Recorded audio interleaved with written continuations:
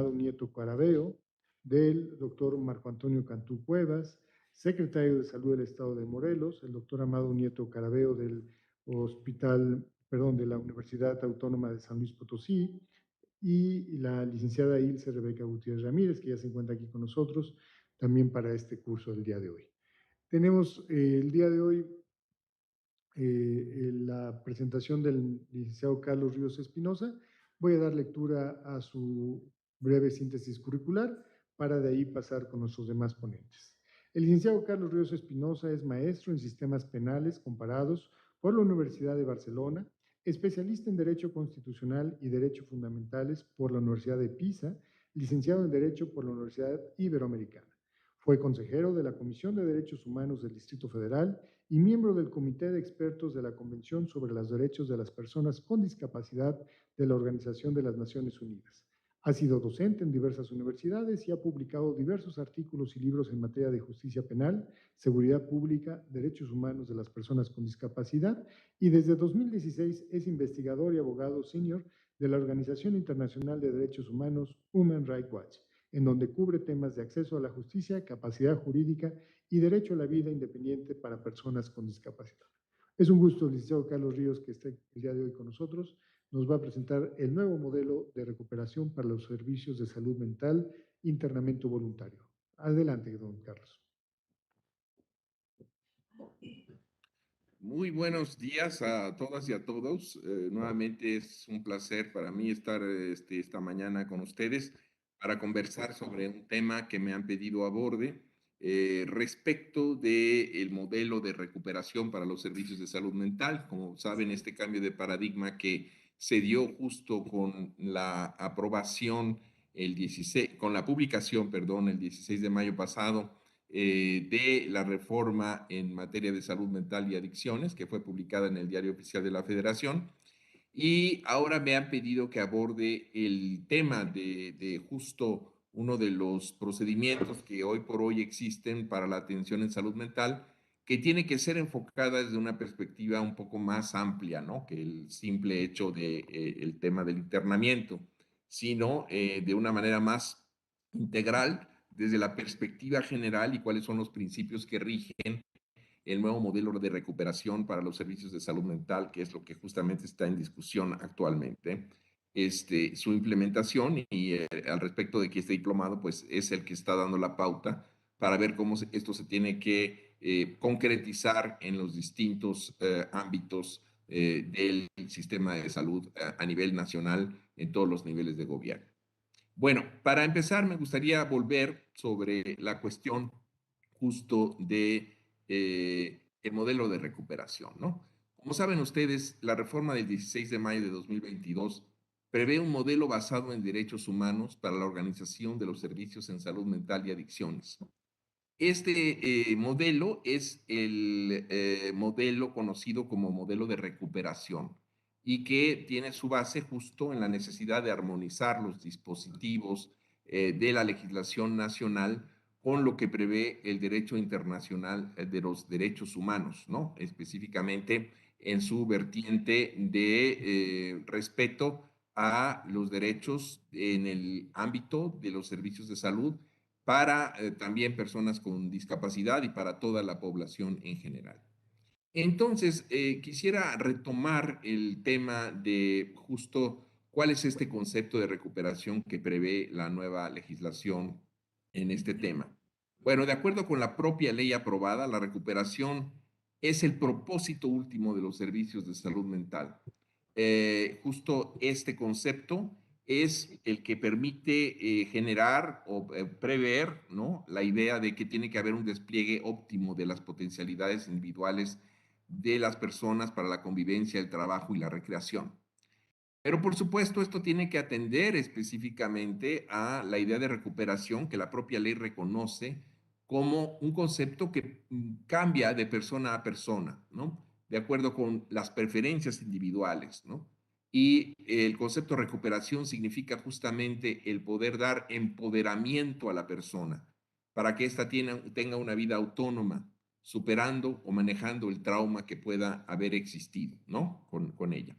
En ese sentido, el concepto de recuperación resulta clave y es el principio básico que tenemos que utilizar para dar lectura a los distintos dispositivos de este ordenamiento, ¿no? Este modelo de recuperación es algo que ha venido en algún sentido planteando la conceptualización de el concepto de recuperación es lo que ha permitido conceptualizar el nuevo eje o el nuevo modelo que está planteando la Organización Mundial de la Salud para recomendar a los países, ¿no?, el distinto enfoque que se tiene que dar a los distintos servicios, a cómo se tiene que organizar los servicios de salud mental en México, ¿no? Ese sería, bueno, en general en todos los países, no solamente en México. ¿En qué consiste esta perspectiva que está adoptando la Organización Mundial de la Salud? Bueno, de acuerdo con el modelo de recuperación que prevé la Organización Mundial de la Salud en un documento que está siendo discutido actualmente y que se va a adoptar próximamente, lo que dice es que la Convención sobre los Derechos de las Personas con Discapacidad cambió el paradigma específico, ¿no?, hacia las personas con discapacidad y lo que exige la Convención ahora es una transformación en la forma en que se brindan los servicios de salud mental y otros servicios relacionados. De acuerdo con la Organización Mundial de la Salud, el modelo de sustitución de la voluntad, las prácticas coercitivas y la institucionalización de personas sobre pretexto de curarlas o aliviarles los síntomas son políticas que deben ser reemplazados por un modelo de servicios y apoyos basados en la comunidad que permitan la maximización de la libertad y la seguridad de la persona, el pleno ejercicio de la capacidad jurídica, la vida independiente y el derecho a la salud y otros derechos humanos, por supuesto. La legislación puede ayudar justo a sustentar este cambio de paradigma y lo que necesitamos es implementar sistemas de salud mental basados en la comunidad y orientados a la recuperación.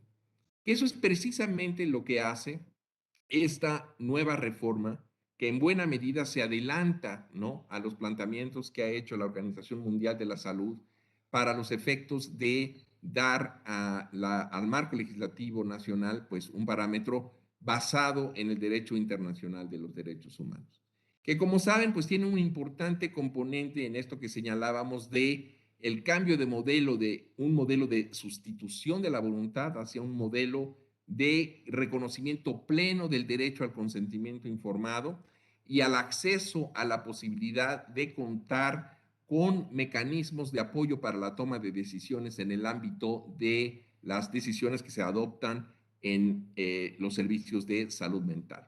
Pues recordemos un poco cuáles son, ya lo tuvimos oportunidad de verlo en alguna otra ocasión, los principios del consentimiento informado de acuerdo con la nueva ley.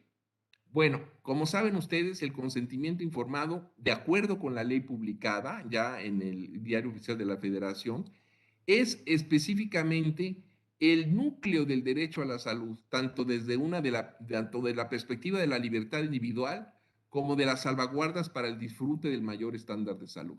Esto es lo que está planteando el ordenamiento positivo ya vigente en México, ¿no? Así pues, se trata de un derecho fundamental que tiene que estar entendido en su completa cabalidad, ¿no?, y permitir justamente la posibilidad de que este sea el núcleo de la organización de los servicios de salud comunitaria.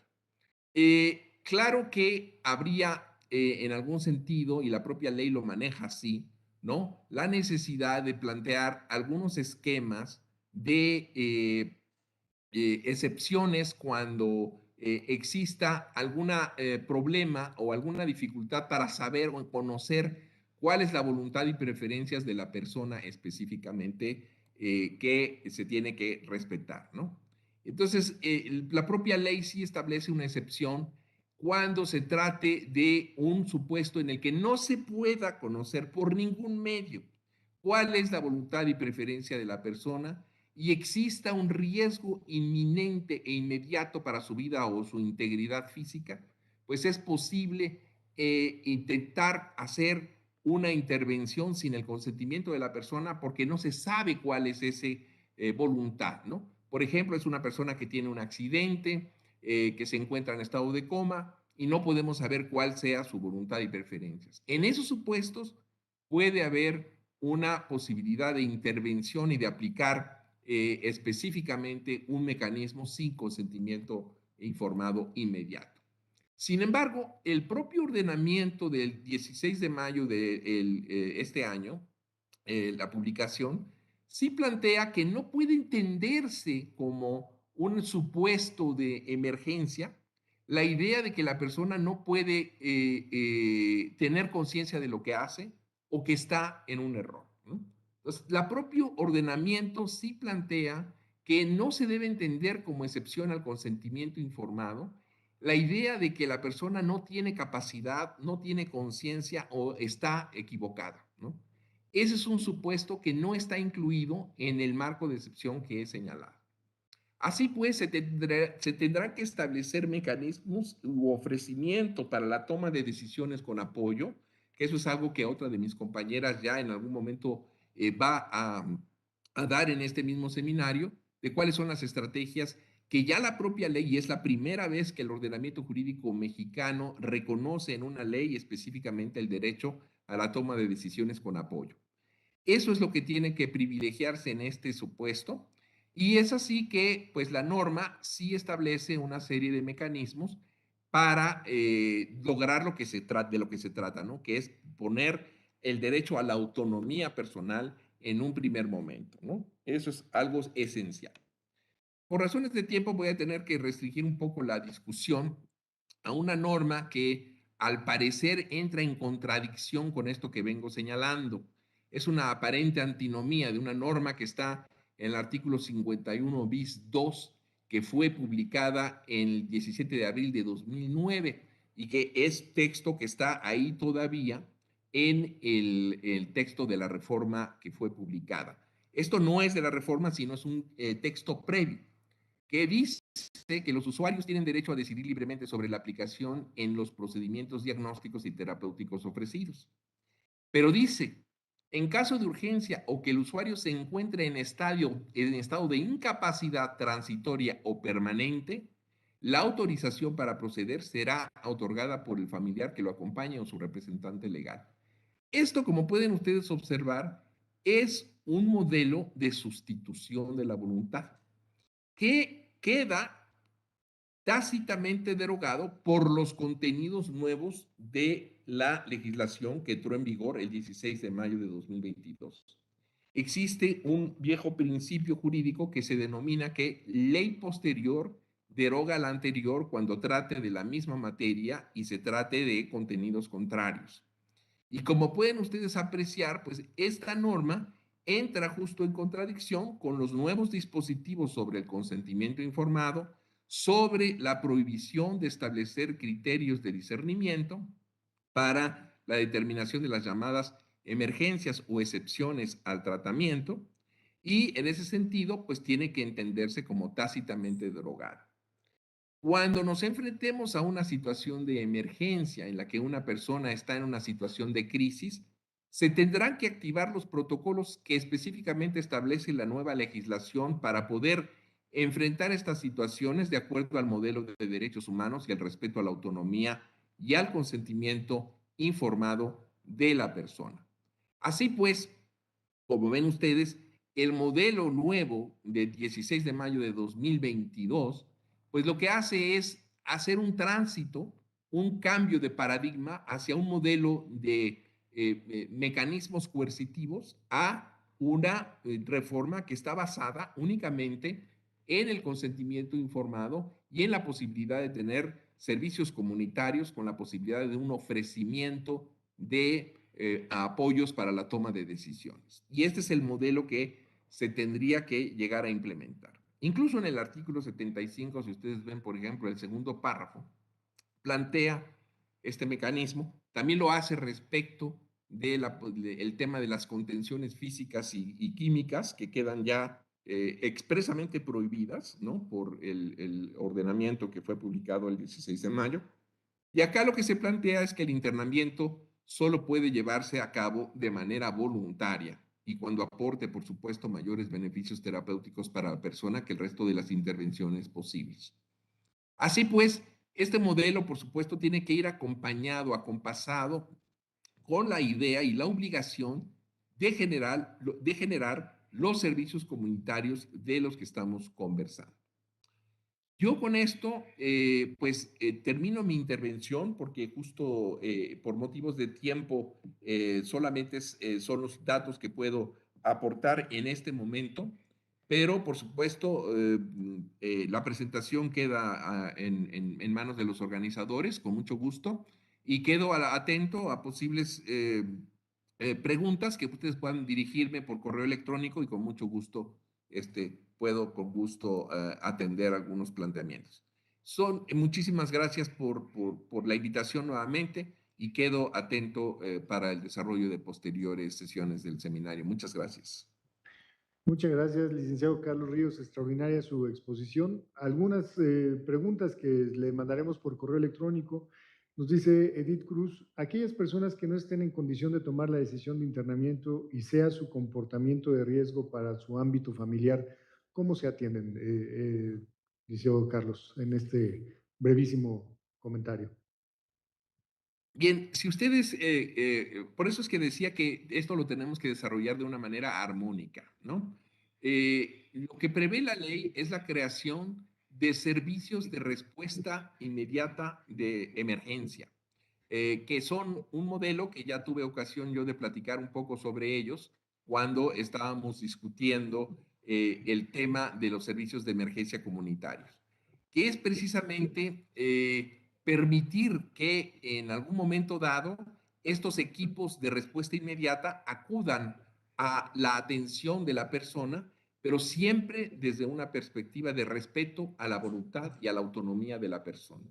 Porque hemos visto justamente que las respuestas inmediatas, las respuestas coercitivas, a la larga tienen una afectación profunda a la salud, ¿no? Y a la posibilidad de la recuperación, que es finalmente lo que se prevé. Entonces hay muchos mecanismos que se están planteando, ¿no? Y que hay buenas prácticas que la propia Organización Mundial de la Salud está destacando en su guía para los países que quieren adoptar una nueva legislación, que pueden ser utilizados en lugar de mecanismos que responden a criterios de respuestas involuntarias, de respuestas coercitivas, ¿no? Que eso es justamente el cambio de modelo que se está previendo en esta nueva disposición, en esta nueva reforma que fue publicada en mayo. Eso, por supuesto, tiene que ser acompañado con un proceso de implementación sólido en el que haya un seguimiento y un acompañamiento de organizaciones de la sociedad civil, específicamente de organizaciones de personas con discapacidad psicosocial y en consulta estrecha con estas organizaciones, por ejemplo, para la creación de unidades que le llaman de respiro, ¿no? Para las personas que puedan quizá querer un espacio cómodo en el que puedan plantear o puedan empezar un proceso de recuperación, ¿no? Cuando están o han sido, en algún sentido, eh, tenido un problema de crisis de salud mental. Entonces son los modelos, por ejemplo, de casas de respiro, los modelos Soteria, y otros mecanismos que justamente se están implementando en otros países. En Finlandia, por ejemplo, tienen la estrategia diálogo abierto, ¿no? Otros mecanismos que han sido adoptados con mucho éxito y que se tienen que ir implementando masivamente con mayor detalle. Pero bueno, yo con esto, plantearía la posibilidad de responder, por supuesto, con mucho mayor detalle por correo. Muchas gracias, Alberto. Muchas gracias, querido Carlos. Pues agradecemos su amable participación al liceo Carlos Ríos Espinosa. A continuación nos va a brindar su mensaje el doctor Amado Nieto Carabeo, desde San Luis Potosí. Doctor Amado, mucho gusto. El doctor Amado Nieto Carabeo es médico cirujano con especialidad en psiquiatría, con maestría en ciencias de investigación clínica. Ha ocupado diversos cargos, entre los que se encuentran director de salud mental de los servicios de salud del Estado de San Luis Potosí, secretario técnico del Comité Estatal contra las Adicciones, fue miembro del panel de directores del Consejo Mexicano de Psiquiatría, Asociación Civil, y actualmente es profesor titular en la Facultad de Medicina de la Universidad Autónoma de San Luis Potosí. Doctor Amado Nieto, desde la perspectiva universitaria, desde la perspectiva académica, platicamos en días recientes que era necesario que esta reforma también tuviera un acompañamiento por parte de las universidades para aprender y realizar en ese aprendizaje pues nuevas implementaciones sobre el uso de la psiquiatría, los alcances de la psiquiatría para los alumnos. Doctor Amado Nieto, tiene usted luz la palabra. Muy buen día. Su micrófono, doctor. No le escuchamos. Su micrófono. ¿Ya se escucha? Listo, si se escucha perfecto. Buenos días a todos y muchas gracias por la invitación a participar en este proceso tan importante, ¿no? Y que afecta a tantas instituciones y personas.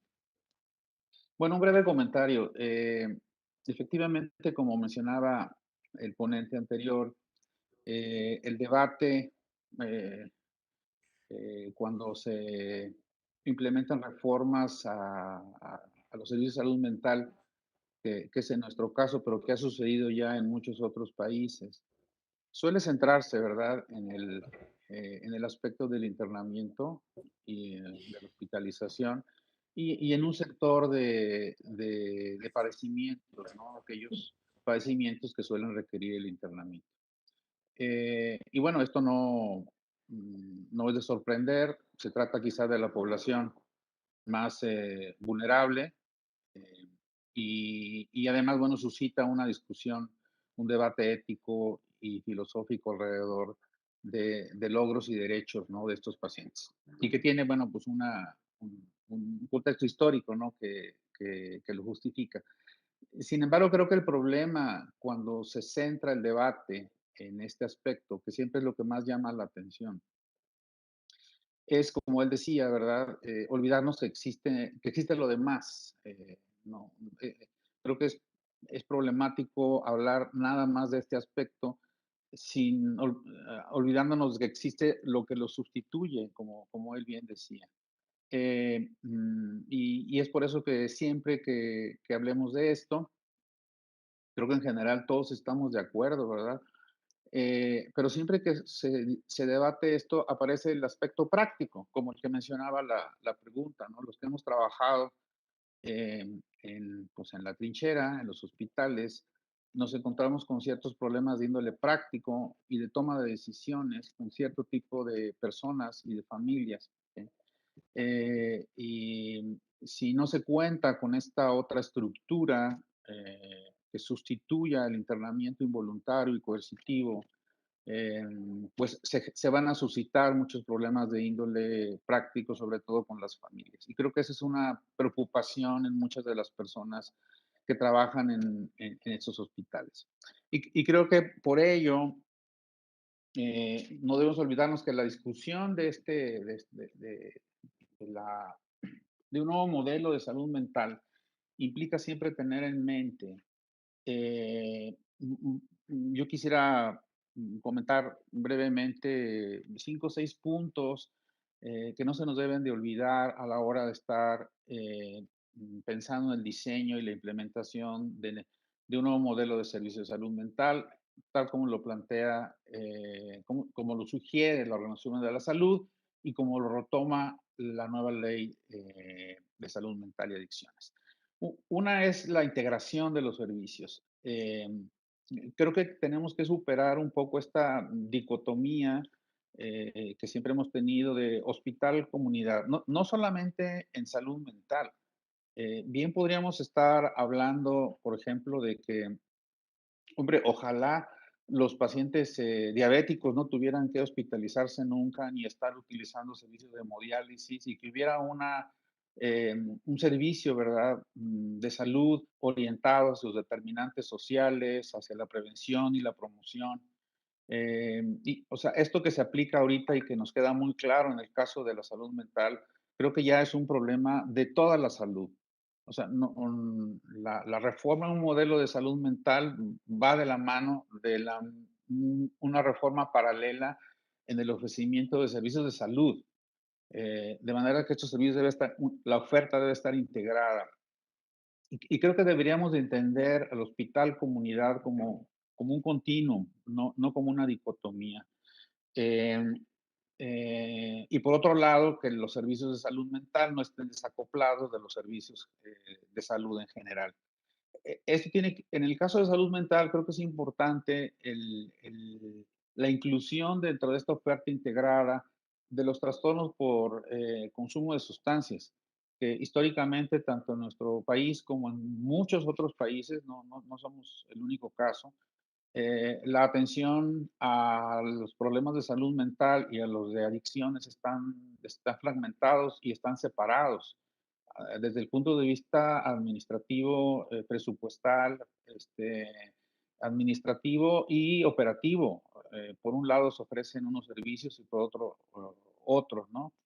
Hay muchísimos ejemplos que, quien- que seguramente de quienes me escuchan lo han vivido, ¿no?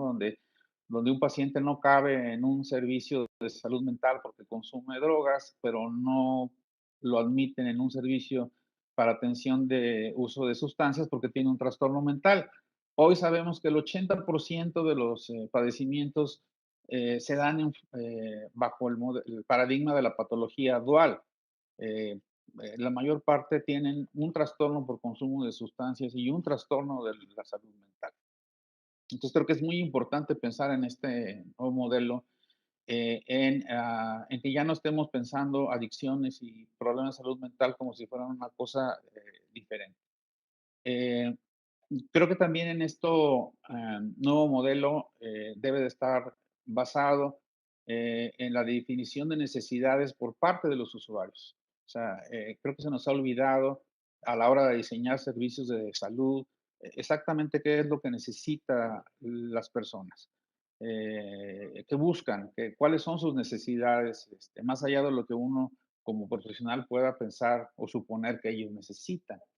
Entonces, la perspectiva de los usuarios es muy, muy importante, incluso, y supongo que así ha sido, ¿no? Mm, diseño de esta nueva ley, ¿no? Que se ha tomado en cuenta mucho la posición que tienen los usuarios, en este caso, eh, personas, ¿no? Que acuden a servicios de salud. Otro elemento también importante tiene que ver con pues, interdisciplinariedad que necesita este modelo. Ya no podemos seguir pensando en lo que le toca al profesional de la medicina, al psiquiatra, al profesional de la enfermería, al profesional del trabajo social. Creo que los límites actuales disciplinares que existen acotan nuestra capacidad de poder tener un impacto en la salud mental. No solamente son límites muy rígidos, muy pues, como límites limitativos, sino además a veces en conflicto. Creo que estos modelos deben de buscar hacer equipos, no trascender la habitual multidisciplinariedad, que en eso estamos un poquito más habituados, y buscar ir más allá hacia la interdisciplina y la multidisciplina, perdón, hasta la transdisciplina. Creo que eventualmente este tipo de problemas complejos, digo, la misma OMS reconoce que los problemas de salud en la actualidad deben de ser definidos como problemas de naturaleza compleja, en sistemas de salud de naturaleza compleja. Esto quiere decir, sus componentes son tantos y tienen tanta interacción y tienen una dinámica que se modifica tanto que va a ser muy difícil atenderla con lo que tenemos hoy. Y quizás desde el punto de vista profesional habría que pensar en un modelo transdisciplinar. O sea, necesitamos nuevas disciplinas que puedan atender estos problemas tan complejos que incluso trascienden la misma salud. Y un último comentario, creo que es muy importante, y más en momentos en donde el tema del financiamiento acaba siendo el punto crítico, porque pues que finalmente uno pregunta, bueno, ¿de dónde vamos a sacar el dinero para poder financiar todo esto a largo plazo? Es el tema de encontrar intervenciones costo-beneficio y sostenibles en nuestro ámbito. O sea, aquí, a diferencia de otros ámbitos, no sirve una intervención costo-beneficio en Singapur o en España, no nos sirve, no es el contexto que tenemos. Creo que la investigación en salud mental debe de estar, debe priorizar el encontrar cuáles intervenciones nuestras, locales, de acuerdo a nuestros contextos regionales, son costo efectivas para que puedan ser sostenibles a largo plazo. Bueno, ese sería mi comentario. No sé si me pasé de tiempo. Necesariamente queremos reiterar que la reforma pues, es una reforma transversal. Pasa por las universidades, por el desarrollo de profesionistas que vayan necesariamente a requerir el Estado mexicano, la sociedad, para poder atender ello. Y por eso estamos muy orgullosos de que hoy tengamos el comentario de la Universidad Autónoma de San Luis Potosí a través de su persona, doctor Nieto, para poder continuar con estas charlas de salud mental y adicciones que tenemos acá.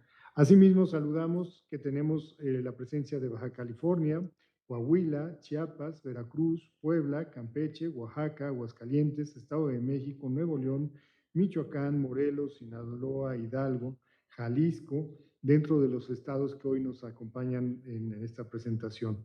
Asimismo, disciplinas como trabajadores sociales, enfermeras, médicos, psiquiatras están conectados y nos acompañan de otros países y latitudes como son España, Colombia, Perú, Chile y Argentina.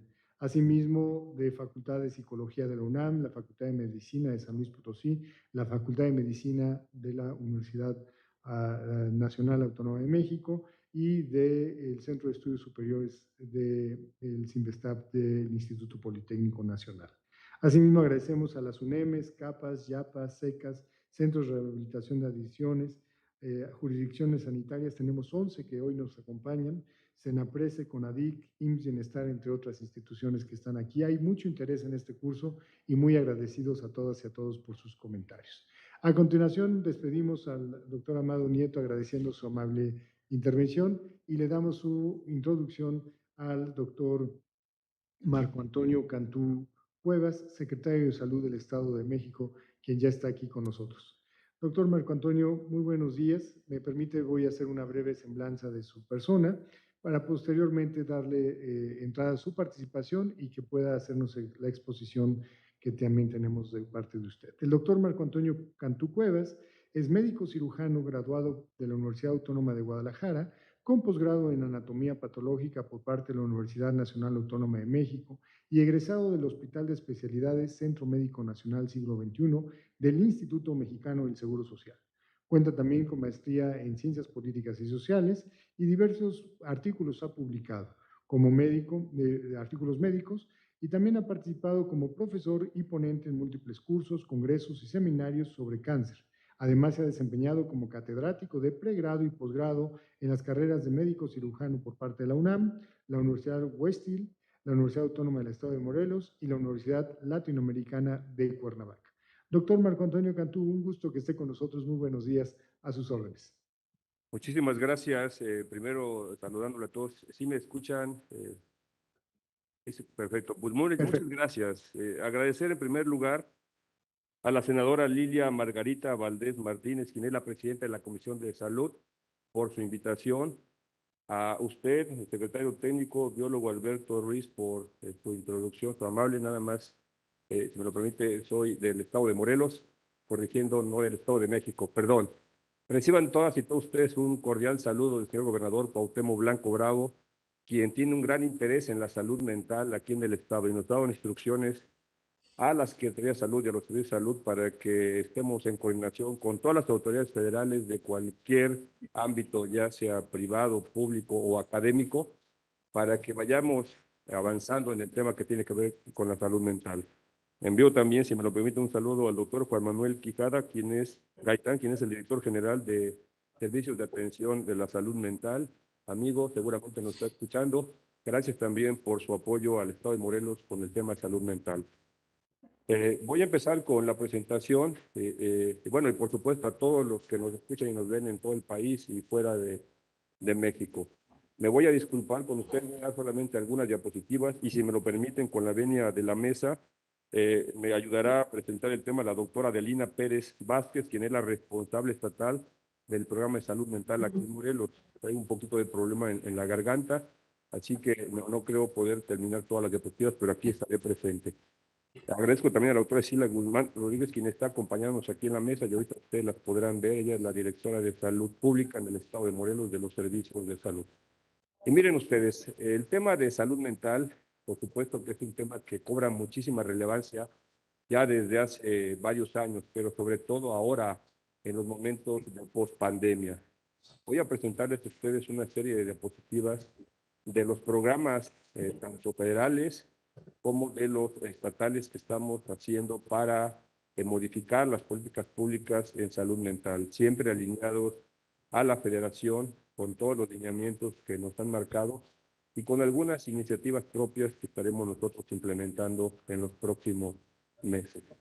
Así que voy a iniciar con una línea del tiempo, a ver, introducción, si me la pueden dar, por favor. Desde 1910, que se creó el centro para pacientes con manías y que todos conocemos o conocimos en aquel momento y durante muchos años como manicomios, aquel hospital famoso de la Castañeda, hasta llegar al 2004, en donde se formó el secretario técnico del Consejo Nacional de Salud Mental. A través de los diferentes años hubo una serie de modificaciones tanto a los lineamientos como a la estructura de los temas que tenían que ver primero con la psiquiatría y después, por supuesto, con todo el tema que se fue agregando de las diferentes patologías relacionadas, hasta llegar a lo que nosotros conocemos ahora como CONASAMA, que es la abreviatura para el Consejo Nacional de Salud Mental y Adicciones. Ya es una fusión, pues, del tema de salud mental con el tema de adicciones, que también en algún momento estaba separado y que ahora, con este gran acierto de las autoridades que tienen que ver con el tema a nivel federal, lo hicieron, coordinándose ya y vinculándose estrechamente los servicios de atención psiquiátrica, la Comisión Nacional, perdón, contra las adicciones y el Consejo Nacional de Salud Mental para formar este CONASAMA, que está marcando ya desde hace algunos años los lineamientos y las políticas públicas para que podamos nosotros ir llevando todos estos temas y que durante la pandemia cobraron mayor relevancia. Ya la tenían durante todo el tiempo, pero ahora cobran una mayor relevancia. La que sigue, por favor. Esta diapositiva nos habla de el panorama que tiene que ver con la salud mental en la prevalencia por 100,000 habitantes a nivel mundial y en América Latina, para que ustedes se den cuenta de las dos principales patologías que tienen que ver con estos problemas, que son el síndrome depresivo mayor y los trastornos de ansiedad. Hemos nosotros hecho un análisis a través del tema que tiene que ver con la salud mental aquí en el estado, y hemos encontrado, pues, haciendo una revisión bibliográfica internacional, que estas dos patologías son las que tienen la mayor prevalencia.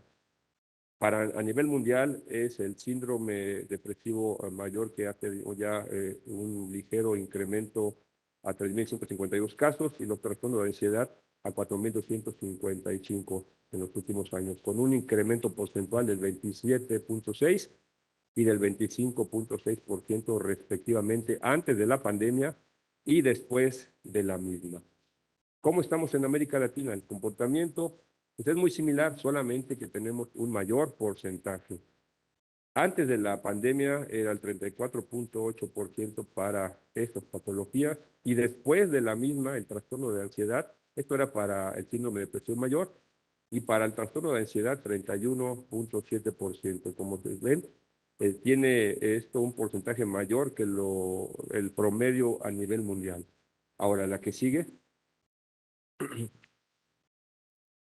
Esta es la prevalencia estimada para el síndrome depresivo mayor a través de una línea del tiempo desde 2015 hasta el 2020 que tenemos nosotros los cortes. Y vemos también que los trastornos de ansiedad ahí en las barras de color morado tienen un comportamiento hacia el alza, al igual que los trastornos depresivos en un color ahí bugambilia como el símbolo de nuestro estado, al aumento. Por supuesto que ha cobrado una mayor importancia, como lo mencioné ya al principio, durante y después de la pandemia, que apenas estamos viendo pues todo lo que ocasionó la misma y que indudablemente está contribuyendo y contribuirá más en los próximos años a un mayor de problemas en ambas patologías, que son las que encontramos con mayor prevalencia, pero hay muchas más.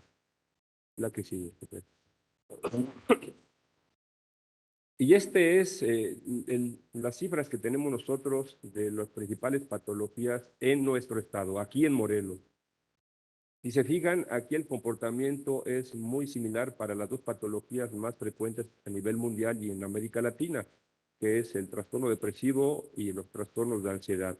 Ambos andan alrededor del 30%, 30 y 31 para la depresión, pero tenemos otro número importante de patologías que tienen que ver con las alteraciones sensoriales, mentales y neuropsiquiátricas, y todas ellas son muy importantes, aun cuando los porcentajes sean menores. Nos hemos enfocado más pues a tratar estas alteraciones, pero invariablemente hay muchísimas más cosas en las que estaremos trabajando. Yo les quiero agradecer, me voy a disculpar, tengo que retirarme y se queda la doctora Adelina Pérez para continuar con la presentación, si no tiene inconveniente. Así que le daré la voz a la doctora. Doctora, si es tan amable. Muchas gracias y estaremos pendientes y trabajando con ustedes para todos los temas que tengan que ver. Muchas gracias, senadora, por la invitación. Adelante. Por su amable presentación y recibimos con mucho gusto a la doctora. Doctora, a sus órdenes. Con su anuencia, señor secretario, continúo la presentación con mucho gusto. La que sigue, por favor. Bueno, el programa de salud mental aquí en el estado de Morelos, por supuesto que dependemos del Secretariado del Consejo Nacional de Salud Mental, pues cuyo objetivo es el bienestar mental de la población de Morelos a través de los servicios oportunos, continuos y de calidad. Estas políticas públicas nos hemos sumado en Morelos a través de contar actualmente en el estado con una ley de salud mental en el estado, así como un reglamento de salud mental. Por supuesto, nos hemos focalizado a la atención integral a través de una red de salud mental que ya les presentaré más adelante, a fin de disminuir el estigma.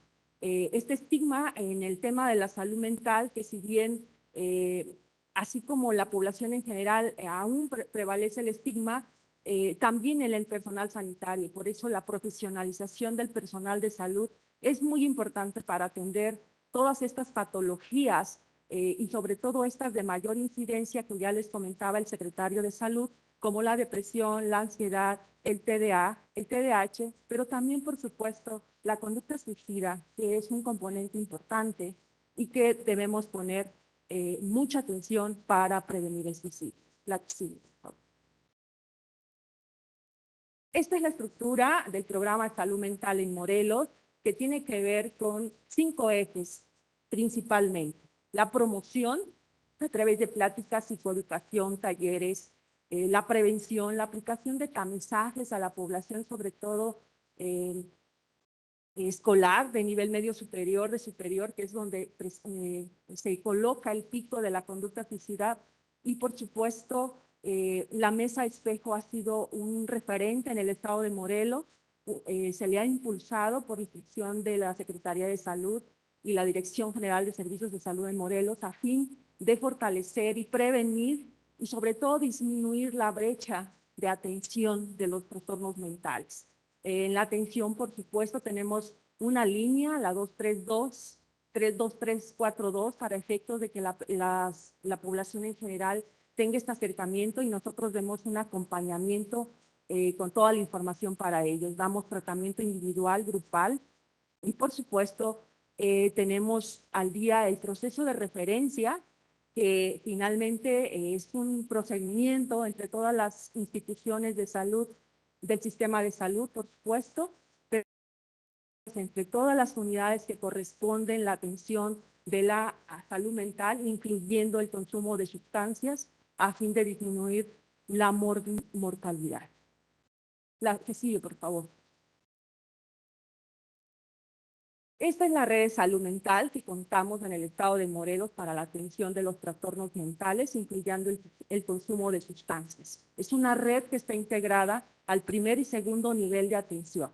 Contamos con más de 400 médicos capacitados en NHGAP.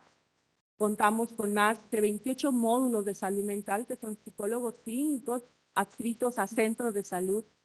Tenemos 3 centros integrales de salud mental que son UNEMES y SAMES para atender las patologías de moderado a grave con una atención ambulatoria. Pero también hay 6 centros de atención primaria en adicciones para lo relacionado a la prevención y atención del consumo de sustancias. Pero también es importante que con la conversión que esta nueva administración a nivel federal está impulsando, estos 6 centros de atención primaria en adicciones a la fecha de hoy también están haciendo detección en ansiedad y depresión, pero también están haciendo una búsqueda también importante de la conducta suicida.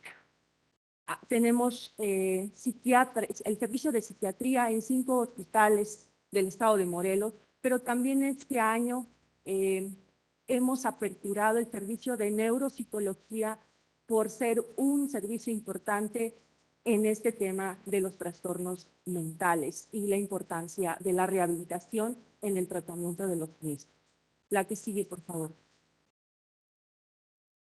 Este es el proceso de referencia en el estado de Morelos para la atención de los pacientes. Todos los pacientes, la puerta de entrada, haciendo énfasis en lo que es el modelo comunitario de hacer más accesible la atención a la población, la puerta de entrada a esta red de atención está en las unidades de atención primaria a la salud, es decir, en los centros de salud.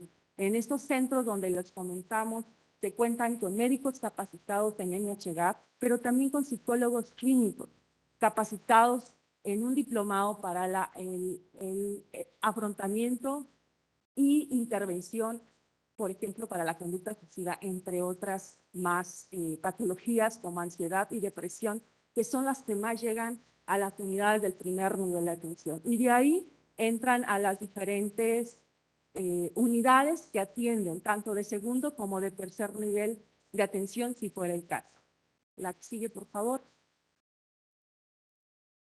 Sin duda, esta estrategia, entre las políticas más importantes a nivel nacional, está la Estrategia Nacional aplicada en Morelos, que es el Programa Nacional de la Prevención de la Conducta Suicida, o de la Prevención del Suicidio, con 4 subestrategias. Que el personal sanitario esté capacitado para identificar, valorar e intervenir conductas suicidas, que los médicos internos de pregrado, los médicos pasantes de servicio social estén capacitados para hacer una detección oportuna en sus usuarios, pero también en ellos, a fin de evitar la conducta suicida. Y bueno, el Código 100, que es una de las estrategias nacionales para prevenir esta conducta, que Morelos somos un proyecto piloto. Estamos siendo fortalecidos a fin de que esperamos que en este segundo semestre del año podamos implementar ya este Código 100.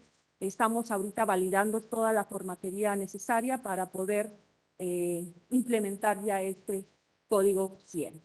Y bueno, las brigadas y grupos de apoyo emocional distribuidos en las 3 jurisdicciones sanitarias que en Morelos utilizamos para la parte de la operatividad en salud. La que sigue, por favor. El tema de la prevención y promoción es un tema, son estrategias fundamentales de la detección oportuna de los trastornos mentales. Es nuestro trabajo a nivel institucional, estando pendiente de la salud mental durante el embarazo. Estamos pendientes y trabajando con la población de 5 a 19 años, por supuesto, en lo que es la prevención del comportamiento suicida. pero también la que sigue, estamos trabajando a nivel interinstitucional. La que sigue, por favor. Estamos trabajando a nivel interinstitucional a través de la mesa espejo, que no es más que una mesa de prevención cuyo objetivo es fortalecer los factores de protección en la población, disminuir los factores de riesgo, a fin de promover la salud mental, prevenir los trastornos mentales, incluyendo el consumo de sustancias. Y nos hemos vinculado con diferentes instituciones como educación, seguridad pública, cultura, DIF, ayuntamientos municipales, en fin, hemos capacitado a policías, hemos capacitado a todo el personal del DIF a fin de hacer un trabajo interinstitucional más coordinado en pro de la salud mental.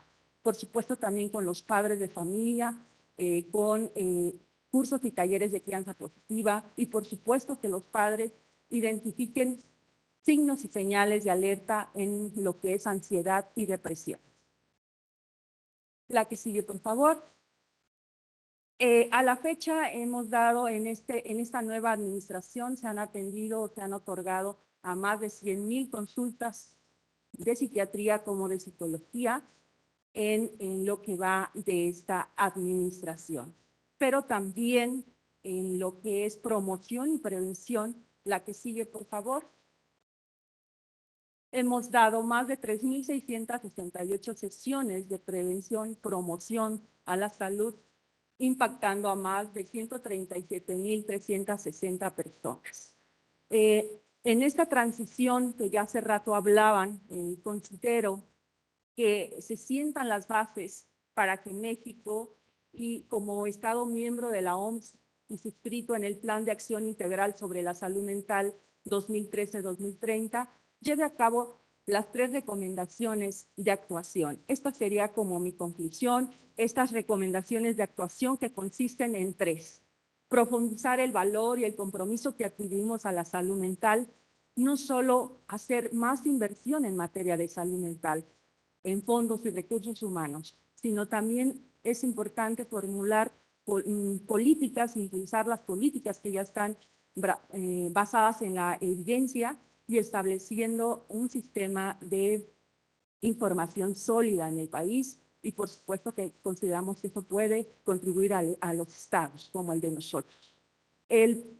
La consideración número 2 tiene que ver con reorganizar los entornos que influyen en la salud mental, como los hogares, las comunidades, las escuelas, los lugares de trabajo, los servicios de atención, y por supuesto la mesa espejo puede permear en ello para fin de esta colaboración interinstitucional que les hablaba hace un momento, para estructurar más la colaboración en materia de salud mental y promover mejores formas de interacción, prevenir riesgos que combatan y fortalezcan los programas de aprendizaje social y emocional.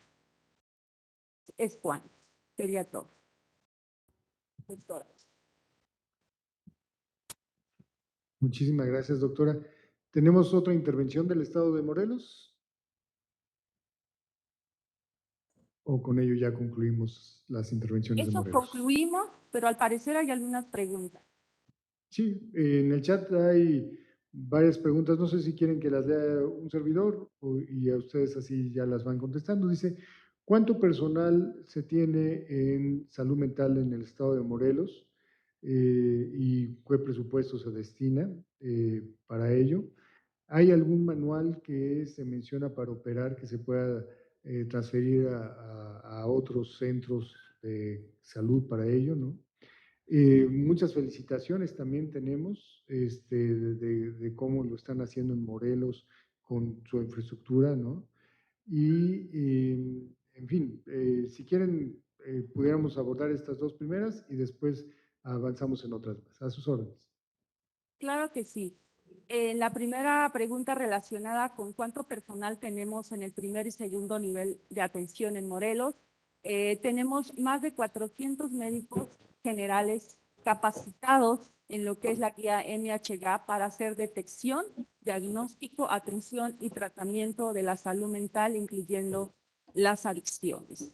También contamos con psicólogos clínicos también adscritos en los centros de salud. Al menos ahorita tenemos 28 módulos o 28 psicólogos en los diferentes de las 3 jurisdicciones sanitarias, pero además contamos con 9 unidades de especialidad médica, 3 UNEMs y SAMES y 6 centros de atención primaria en adicciones.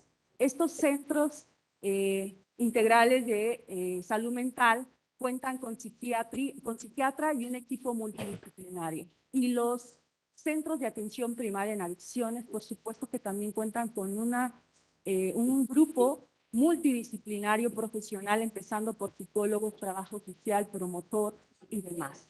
Pero también contamos en el segundo nivel de atención con psiquiatras para hacer una detección, para hacer la atención o hacer interconsultas por urgencias psiquiátricas, pero también para dar atención ambulatoria.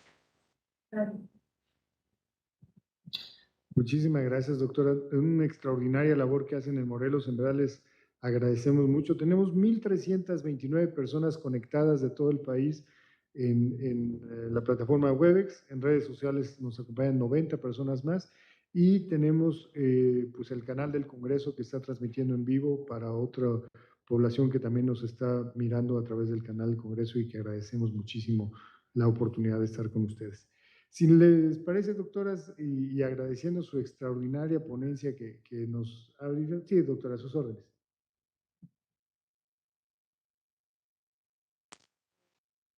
Yo solamente quiero intervenir porque me parece que tenemos que reconocer que desde la Secretaría de Salud y a nivel legislativo nos han etiquetado un presupuesto que ha permitido bajar esta atención de salud mental a primer nivel y extenderla también a segundo nivel.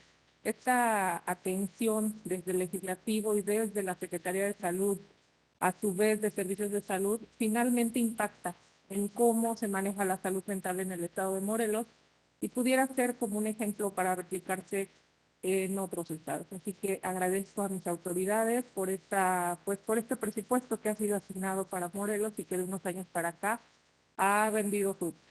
Eso sería mi comentario y agradeciendo el espacio. Gracias, doctora. Nos preguntan si tienen algún curso para egresados, avances cuando egresen de las licenciaturas, vincularse con ustedes, sobre las enfermeras, si están contempladas para dar intervención en la comunidad en el modelo que ha desarrollado Morelos, y sobre el manual, que si tienen un manual en el que se pudiera acceder a la información que nos han brindado. Doctoras.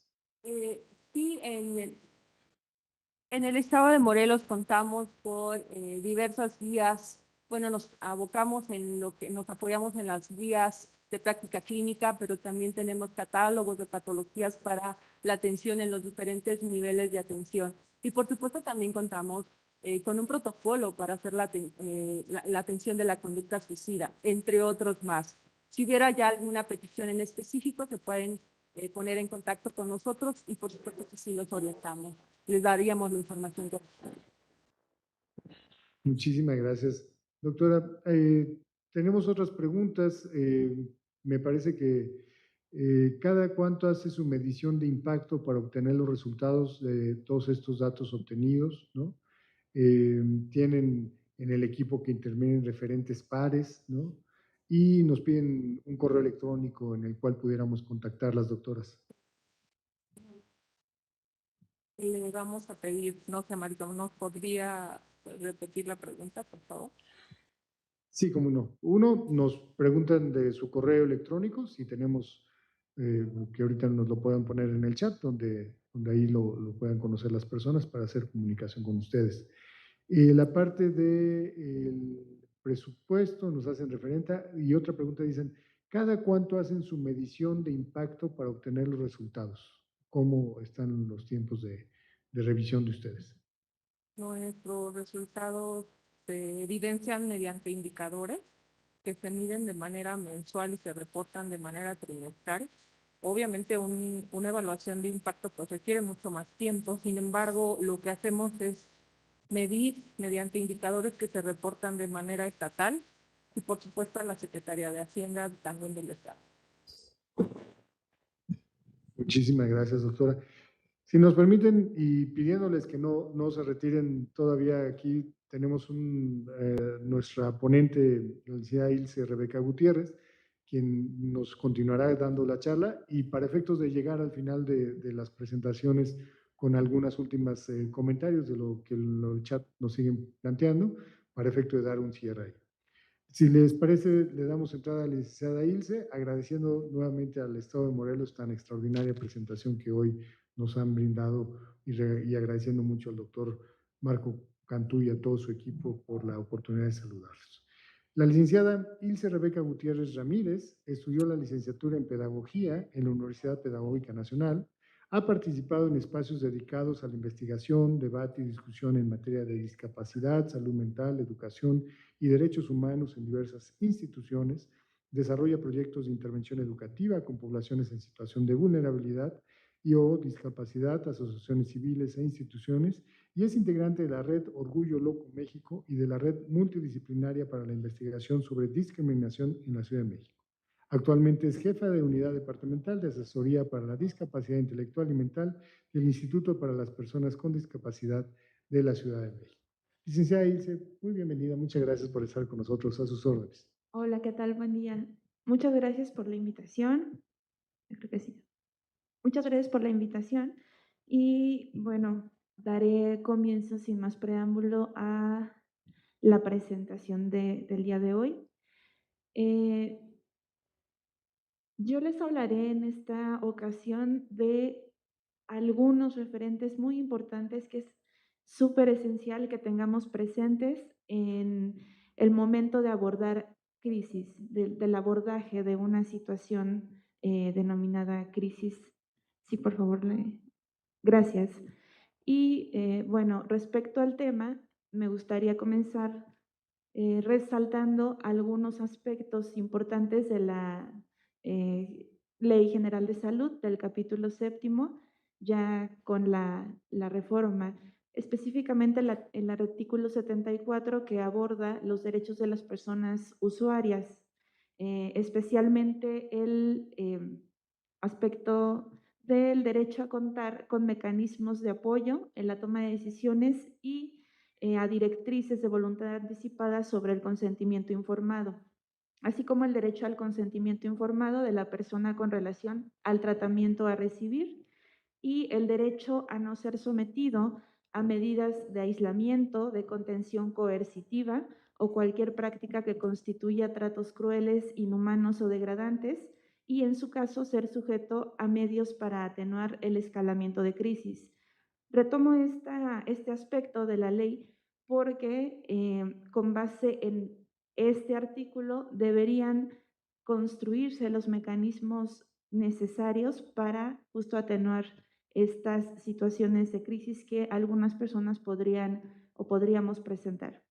Entonces, es muy importante tener en cuenta que no deben existir excepciones respecto a el sometimiento o a tener alguna medida de aislamiento o coerción de cualquier manera en servicios de atención a salud mental hacia personas usuarias. No hay excepción según la Ley General de Salud. Bueno, sí, por favor, continuamos. Muchas gracias. Es muy importante considerar dos aspectos bajo este contexto. El primero es que una crisis personal, una crisis, no es igual precisamente a una urgencia. Como el primer ponente lo destacó bastante bien, una urgencia de pronto se relaciona con una situación respecto a la conciencia de la persona usuaria. Y no precisamente es así, no es así. Una urgencia debería considerarse en un contexto en el que su vida inminentemente, por ejemplo, si la persona llega en una situación en donde esté perdiendo sangre por alguna herida, por algunas heridas, como ejemplo, entonces sí, es muy necesario, es una urgencia realmente inminente, pero no debe confundirse con alguna modalidad de conciencia o algún proceso no ordinario de conciencia de la persona. Eso no está considerado. Y el segundo aspecto a considerar es que se requieren mecanismos efectivos para construir espacios de escucha y de respeto de la experiencia de la persona usuaria del servicio de salud mental. De pronto consideramos también que no existen estos mecanismos o que no son posibles, más bien, estos mecanismos o la construcción de estas herramientas, porque no conocemos otros aspectos o no conocemos otros modelos. El único modelo latente es el modelo manicomial o el modelo clínico rehabilitador. Entonces, existen otras posibilidades para construir otros mecanismos de atención a las personas usuarias de servicios de salud mental. Es también muy importante considerar que no debemos partir para construir estos mecanismos desde el estigma y desde el prejuicio, desde etiquetas, sino desde las necesidades reales y las experiencias de las personas usuarias. También de pronto esta parte de la emergencia o de actuar en un contexto que aparentemente desde un modelo igual manicomial consideramos que es urgente incidir, de pronto se tergiversa y asumimos que desde este argumento es necesario incidir y esto puede provocar que se justifique una violencia hacia la persona con discapacidad psicosocial o usuaria del servicio de salud mental. Entonces, es muy importante notar estas líneas, ¿no? Sí es importante destacar esta parte porque pueden servir como justificaciones pues, para perpetuar este tipo de prácticas que pueden generar violencia o tortura en servicios de salud mental. Si por favor le podrían cambiar, gracias. Bueno, las respuestas coercitivas ante una crisis de manera más general, hasta este momento han sido a partir de la medicación y de la coerción física. Estas dos respuestas son las que conocemos, medicación involuntaria y coerción física, pero esto resulta en la anulación de la experiencia de la otra persona, en la anulación del otro, en el encierro también, pero no solo en un encierro material, sino en un encierro también personal, lo cual propicia la desestimación de la experiencia de la otra persona y objetiviza a la persona misma. Entonces se convierte en un objeto, ya no es una persona, deja de ser una persona porque no entendemos qué está pasando, porque el modo de comunicarse de esa persona nos resulta ajeno, nos resulta desconocido. Entonces ahí también es muy importante destacar que las personas con discapacidad psicosocial tenemos distintos estilos de comunicación desde diferentes contextos también. Entonces, es muy importante que se construyan los mecanismos necesarios para interactuar con y a partir de estos estilos de comunicación con las personas con discapacidad psicosocial. Respecto a estos estilos de comunicación, un aspecto importante podría ser, un ejemplo importante puede ser esto llamado delirio, por ejemplo, o alucinación. Ya existen, por ejemplo, grupos de apoyo mutuo de personas escuchas de voces.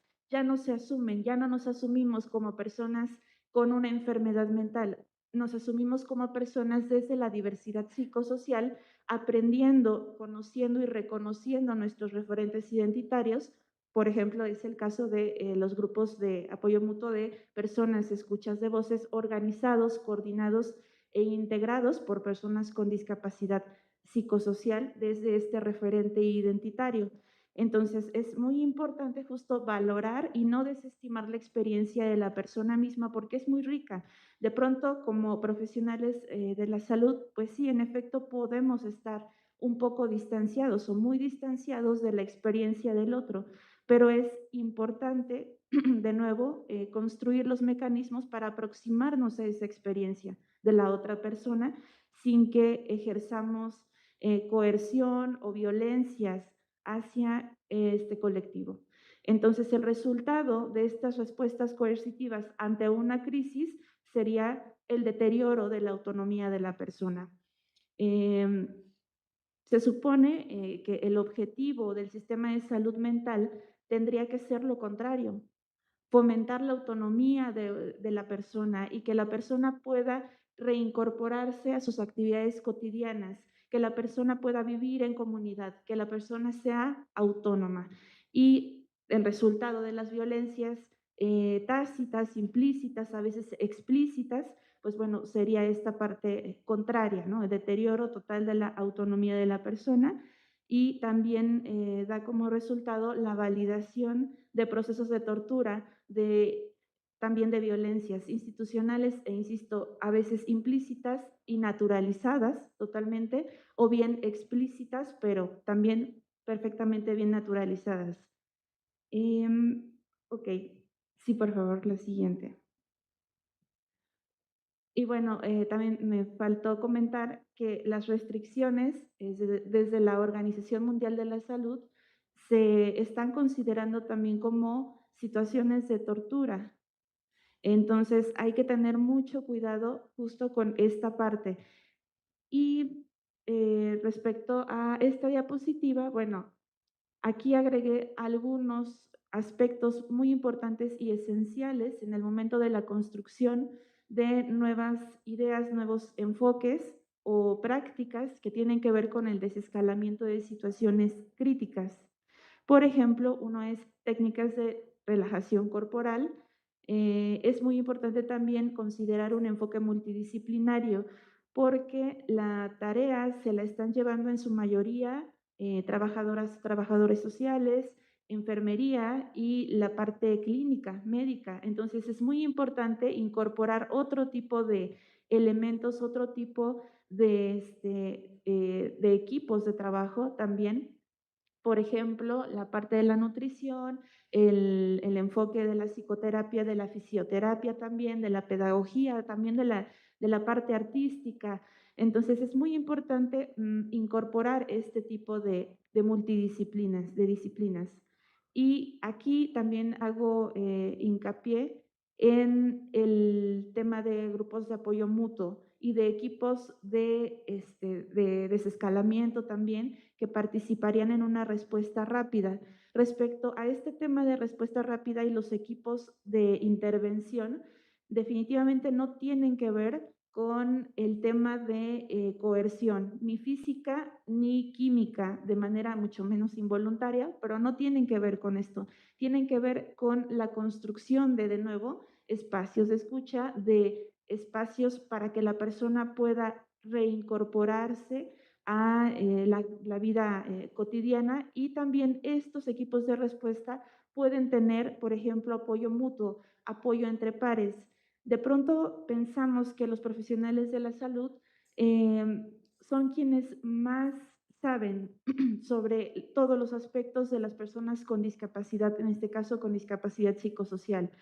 Pero nos olvidamos de la otra parte, de las personas con discapacidad psicosocial que también pueden fungir como pares en estas intervenciones. Entonces, uno de los proyectos también que ha surgido respecto a los espacios de diálogo que ya ha compartido el primer ponente, son estos equipos integrados también por personas con discapacidad psicosocial que pueden acompañar a la persona en un aspecto, en un ámbito también de horizontalidad, en un ámbito de escucha también. Entonces, esto es muy importante.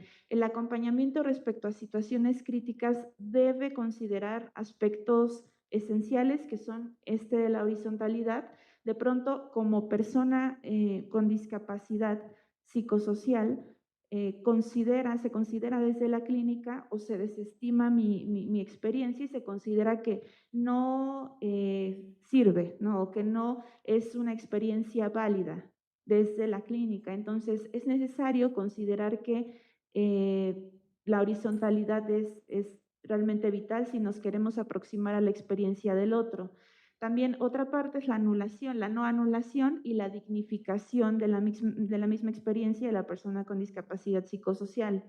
Es necesario también adecuar espacios, que los espacios sean seguros, pero también que sean adecuados justo a la experiencia de la persona. Un espacio de encierro total con coerción, con vigilancia, con control, va de nuevo a deteriorar la autonomía de la persona usuaria. Entonces, también ahí hay una contradicción respecto al modelo manicomial. Estamos intentando reincorporar a las personas con discapacidad psicosocial que sean autónomas, pero las encerramos. Entonces, ¿cómo vamos a reincorporar si estamos aislando? Es una contradicción del mismo modelo que hay que ir rompiendo, hay que ir cuestionando. Otro aspecto que ya de hecho ya mencioné, pero reitero, es el equipo o los equipos compuestos por pares también. Es de nuevo muy importante tener esta perspectiva o este acompañamiento de las personas que también comparten experiencias cercanas a la mía como persona con discapacidad psicosocial, y también las redes de apoyo, si es que existen. Bueno, el apoyo en la comunicación y en la expresión también es vital. Es necesario crear mecanismos para, de nuevo, aproximarnos a la experiencia del otro y construir estos puentes, estos andamios de comunicación para que la persona pueda expresar su voluntad respecto a cierto tratamiento o a cierta práctica o a lo que sea que le esté ocurriendo en ese momento. Entonces, es importante construir de nuevo, desde esta aproximación en cuanto a comunicación. Los andamios o los procesos didácticos también son muy importantes cuando justo consideramos estos entornos. Y por último está el tema de ajustes razonables. Es importante también porque de pronto consideramos que la medicación es la única vía, es la única alternativa para que una persona pueda tener una mejora y ya está. Entonces, es como la única vía y no es así. También ajustes razonables en el entorno, en su entorno inmediato, también en el ambiente clínico, pueden resultar de gran ayuda. A lo mejor la persona estaba súper agotada y por eso tuvo una situación de ansiedad tremenda. Entonces, hay que ver qué pasa en su día a día, en su cotidianidad, para que puedan modificarse ciertos aspectos de la vida de la persona y esto resulta en una mejoría. Tal vez necesitaba descansar, ¿no? Tal vez necesitaba otro tipo de apoyos y de intervención. Por eso hago hincapié justo en el enfoque multidisciplinario, porque de nuevo el sector salud solito, aislado, no podría dar atención por completo, la atención que se requiere a la población. Entonces es muy importante esa parte. La siguiente, por favor. Ok, otros aspectos a considerar, pues bueno, son las necesidades de las personas con usuarias o con discapacidad psicosocial. Es importante de nuevo el tema del descanso, del esparcimiento, de los espacios seguros y de la reconstrucción de sentidos de vida. Y esto lo expongo justo por el tema de la pandemia, de la emergencia por COVID. Fueron años o han sido años bastante complejos para todo el mundo y hemos visto evidentemente un incremento en este tema de los diagnósticos y del tema de salud mental. Entonces, es muy importante, estos espacios son importantes, espacios seguros, generar modelos de esparcimiento, de acceso a la cultura, de ejercicio pleno de derechos, porque no podemos de nuevo aislar el tema de esta manera, ¿no? En únicamente salud clínica. La siguiente, por favor. Gracias. Y bueno, también me gustaría hacer énfasis en el tema de promoción de la salud, porque de pronto todo se enfoca en atención a tercer nivel y desde allí se está atendiendo el tema de las crisis. Desde ahí se generan todos estos mecanismos. Entonces, ¿qué hacer para que una persona no llegue allí?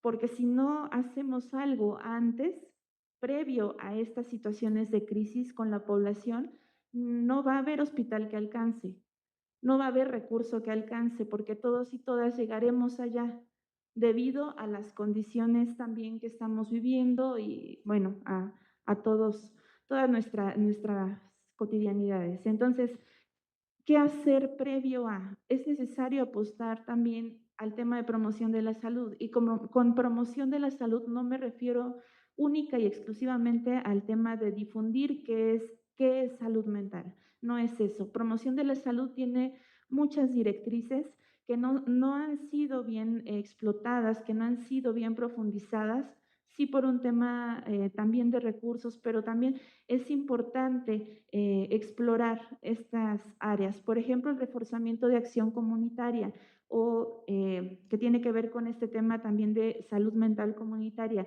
que no es de nuevo medicalizar a la población o diagnosticar, medicalizar y tratar desde la clínica. No es eso. Reforzamiento de acción comunitaria tiene que ver también con la difusión, con el tema de intervenciones, de talleres, de dinámicas, de estrategias que se incorporen directamente a las comunidades y retomen este tema de salud mental comunitaria, pero no desde la patologización, porque eso también está estigmatizado por la población, sino desde el bienestar psicosocial, desde el bienestar integral de la familia, de las personas, de las infancias y de los grupos en situación de vulnerabilidad. Entonces, por eso es un trabajo interdisciplinario y, por supuesto, bastante amplio y ambicioso, pero tenemos que comenzar, ¿no? Por algo. El segundo aspecto es las políticas públicas cercanas a la comunidad. De pronto, políticas públicas nos suena a legislación, nos suena como a ámbito exclusivamente de pues escritorio, ¿no? Y no es así. Las políticas públicas deben estar siempre aterrizadas en la comunidad, en la población directamente, porque si no, se quedan como acciones aisladas o como ideas aisladas. Entonces es muy importante que se centren en la comunidad y por último un ambiente favorable. Los ambientes favorables era lo que igual ya había compartido en las anteriores diapositivas, que tienen que ver justo con la adecuación de entornos respecto a que favorezcan este bienestar psicosocial de la misma persona usuaria de servicios de salud mental. Entonces, si puedes, creo que ya concluyó la presentación. Y bueno, estas son las referencias generales respecto al tema. En efecto, hay muchos modelos, hay prácticas ya que se están poniendo en marcha en otras partes del mundo. Es cierto que no es posible replicar exactamente una práctica de otro país, pero sí es posible basarnos en ciertas directrices, en ciertas situaciones que ya están en desarrollo y que la misma Organización Mundial de la Salud ha retomado y considerado como una base pues fundamental, ¿no? Para la construcción de nuevas estrategias.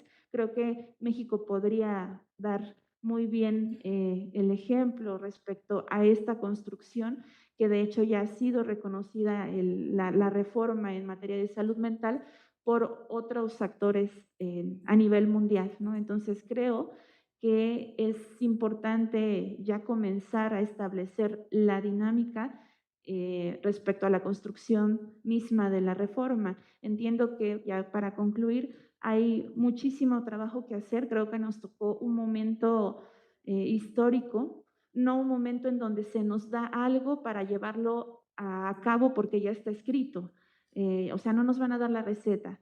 Vamos y nos toca construir como comunidad, como país, como instituciones, como organizaciones de sociedad civil también, nos toca construir a nosotras y a nosotros estas herramientas, estos procesos. Y es todo. Muchas gracias. Muchísimas gracias, licenciada Ilse Gutiérrez. Extraordinaria su presentación. Tenemos muchos comentarios en las redes y tenemos muchos comentarios en el chat del curso. Y antes quisiera saludar a la UNEM Capa, que también nos están viendo desde redes sociales desde Jalapa, Monclova, Papantla, Piedras Negras y la Clínica Femenil en Querétaro. Todo el país está prácticamente aquí acompañándonos. En el caso de los adolescentes, cuando se detecta un posible trastorno psiquiátrico, una enfermedad mental, una conducta de riesgo, pero los padres se niegan a atenderlo por descuido o porque simplemente no quieren, de acuerdo a la ley, ¿hasta dónde nosotros, en mi caso como orientadora educativa, podemos intervenir? Nos pregunta Ana Laris en el chat. Entiendo que es un ámbito educativo, es orientador educativo. Ok. Creo que, pues para empezar, un proceso de acompañamiento, de escucha, un espacio de escucha siempre es de gran ayuda. A pesar de que consideremos que no es nada o lo subestimemos, siempre un espacio de escucha, y no me refiero precisamente a un consultorio, ¿no? Y a un diván y a un ¿cómo te sientes con esto? No me refiero a eso, me refiero a procesos, también a intervenciones de otro corte que tengan que ver justo con esta creación de estrategias, por ejemplo, en un ámbito educativo en donde las y los estudiantes puedan expresar lo que sienten, tengan espacios para que puedan, pues sí, expresar más lo que les ocurre cotidianamente, y nosotras y nosotros tengamos también allí ideas para detectar ciertas situaciones y trabajar con esto, pero insisto, no desde la patologización, sino desde el acompañamiento de la experiencia, en este caso de las y los estudiantes. Muchísimas gracias. También Ivonne nos pregunta en el chat, ¿considera importante nuestro nuevo modelo de salud mental se incluyan nutriólogos, gastroenterólogos, ya que hay evidencia científica del impacto de nuestra nutrición con la salud mental? Están muy abandonados los espacios recreativos, hace falta mucha concientización de este problema. Lástima que no existe el ánimo sobre este tema, nos comenta Tonatiu Cerrato también sobre este mismo elemento. Excelente información, es importante los determinantes para poder realizar las intervenciones de la comunidad. Si no es difícil interactuar a nivel comunitario, Humberto Cecilia Paredo, a todos nos comenta. La cuestión es que, como se menciona desde el primer nivel, lo que se hace desde salud mental y de lo que se capacita al personal de primer nivel de la Secretaría de Salud es enfocado en las detecciones y se tiene un programa de psicoeducación. ¿Cómo está la psicoeducación, licenciada Ilse? De pronto la psicoeducación, de nuevo, se considera desde la patologización o psicopatologización, y esto deriva generalmente en estigmas respecto a la persona usuaria de servicios de salud mental. Entonces, es muy necesario abordar con mucho cuidado este tema, pero de nuevo desde el acompañamiento de la experiencia de la misma persona usuaria. Entonces, sí es importante, y también, por supuesto, asumir la decisión de la persona, ¿no? Por ejemplo, personalmente no me resulta el tema de la psicoeducación, a mí no me ayuda realmente, pero entiendo que hay personas a las que sí, un acompañamiento psicoeducativo al respecto les apoya y les aporta enormes beneficios. Entonces ahí también el tema del consentimiento informado creo que sería de gran ayuda. Y por último, la coordinación justo con otras entidades, con otras instituciones que puedan incidir en este tema desde una perspectiva que no genere estigma. Muchísimas gracias.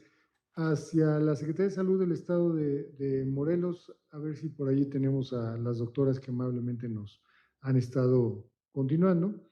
Y dice por aquí Ana Berta Rosales, esta visión es muy fresca, actual y muy cercana, con objetivo pleno de cercanía a la población.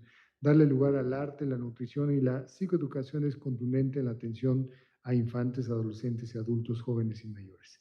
Muchas gracias, muy interesantes todos sus comentarios que tenemos, y muy agradecidos, licenciada Ilse, por toda esta visión conjunta que nos hace usted de ello. Yo quisiera ir normando algunos elementos que la senadora Margarita Valdés nos ha planteado. Por aquí está el Estado de Morelos. Doctoras, muchas gracias por continuar acá con nosotros. Doctoras, decíamos de los elementos de psicoeducación, contar con gastroenterólogos, nutriólogos en las instituciones. ¿Cómo están viendo ustedes esta integralidad de servicios de salud en pro de la salud mental desde el Estado de Morelos? A sus órdenes. Y sin duda la integralidad de la salud en materia de la salud mental, el tema de la psicoeducación es prioritario, ya que la psicoeducación permite formar, educar al usuario y a sus familias. Y una de las ventajas que tenemos con la psicoeducación es que apoya para lo del apego al tratamiento, que eso es fundamental.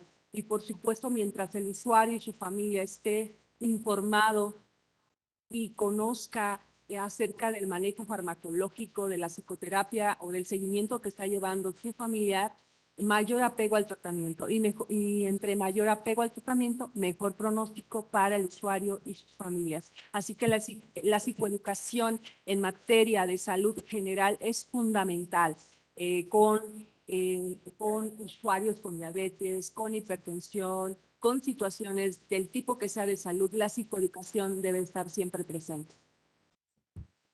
Sí, respecto a esta relación o necesidad de las personas con trastornos o con alguna condición de salud,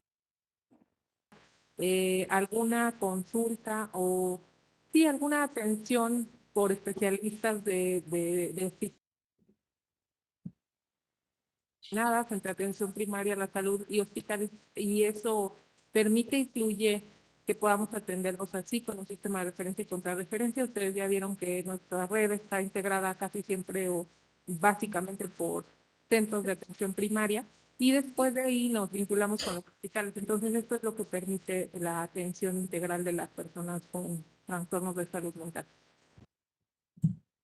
Muchísimas gracias, doctoras. Vamos a ir cerrando la charla del día de hoy. Le voy a pedir a la licenciada Ilse nos haga un último comentario y cerramos con el estado de Morelos con últimos comentarios. Muchas gracias. Sí, ok. El comentario va respecto al consentimiento informado. Justo en ese tema de psicoeducación me parece muy importante para las personas que deciden tomar algún tratamiento o acercarse a alguna práctica al respecto, pero sí es muy importante y la ley lo remarca claramente que la parte médica, la parte clínica, tiene que proporcionarle toda la información a la persona usuaria y a su familia o red de apoyo, en el sentido de que tiene que comentarle, hacerle saber por ejemplo, los efectos secundarios de todos los medicamentos que estaría consumiendo la persona, todos, a corto, a mediano, a largo plazo, qué se espera, qué no podemos hacer, qué sí podemos hacer, cuáles son los objetivos de la medicación, pero todo de manera abierta, honesta y sincera, ¿no? Porque sí han existido algunas prácticas que justo no toman en cuenta este aspecto y viene ya bastante señalado en la reforma. Y por último, pues bueno, sí creo que es un espacio bastante corto para abordar justamente los ámbitos de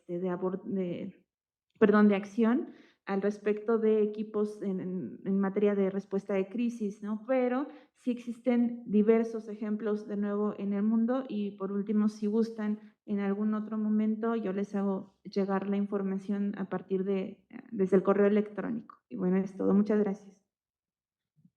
Mil gracias, licenciada Ilse. El estado de Morelos, nuestras doctoras tan amables que nos están acompañando, nos preguntan en el chat, ¿qué sucede con las personas que viven en situación de calle y que en un momento dado pueden poner en riesgo su vida? Si allí hay consentimiento informado, ¿qué se hace en ese caso? Doctoras, y un último comentario para ir cerrando, por favor.